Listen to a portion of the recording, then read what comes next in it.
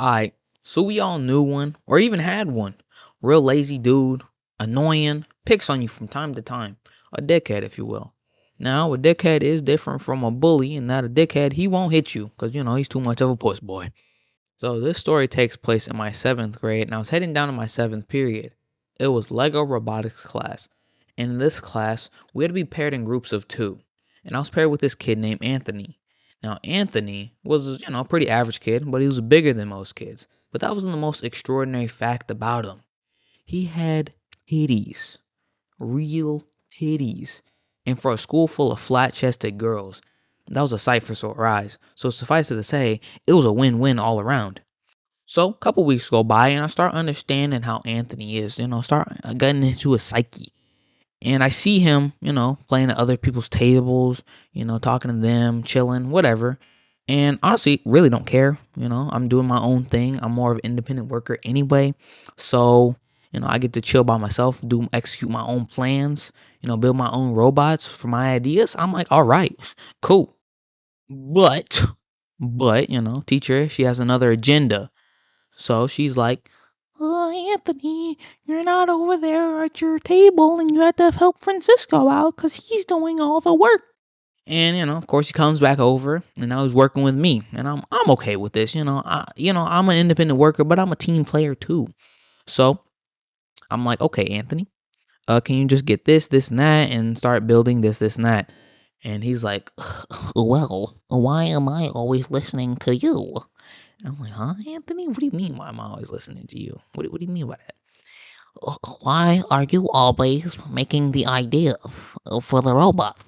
Well, all the ideas are going to be mine because I'm the only one over here doing the assignment. So why you think that they're all mine? But I'm a nice guy, and I'm like, okay, Anthony, what do you have in mind? And, he says some stupid stuff like, well, let's build a Bugatti or a helicopter or a Optimus Prime. That would be cool. Right? And of course, we end up, making my ideas. And for some reason, he still continues to gripe at me and even, eventually starts roasting me and saying stuff like, oh, you're so skinny, you're so weak, and I'm gonna fuck your mom, ha ha ha. And I start going off on him. I'm like, you gummy bear built boy, you look like your name is cholesterol, okay? And you don't have a big dick, bro. I know you don't have a big dick, tic tac dick. You feel me? And maybe I got his feelings a little hurt, because then he says, after school, we're gonna go to the bus stop and we're gonna fight. And I'm like, I'll be there. And on the outside, I'm playing it real cool. I'm like, this ain't nothing. But on the inside, I'm kind of like, oh shit. Because I ain't never been in a fight. Not to mention, I weighed less than 100 pounds at the time, and bro weighed more than a gym teacher. So suffice it to say, I was outmatched. So the end of the day finally comes around, and I head outside to the bus stop, post up against the wall, and start waiting. 1 minute goes by, nothing.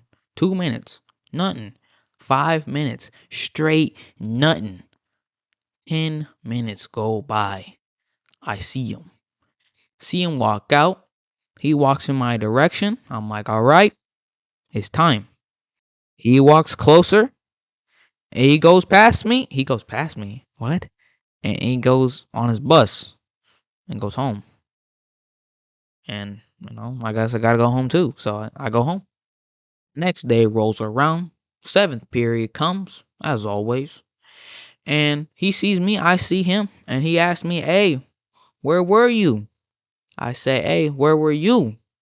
I was on that wall and you went right past me. He was like, nah, you weren't there. You punked out. You little punk. But whatever, though. You ain't even worth it. We went the rest of the semester, being mad at each other. And until the next semester where we traded, partners. And I got this girl come over and he moved to one of his friends' tables. And that was it. But I'm going to be honest.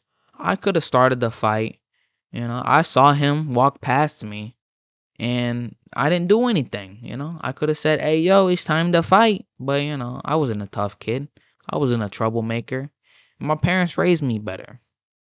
And I might have bitched out a little bit. But that's not what matters. Okay?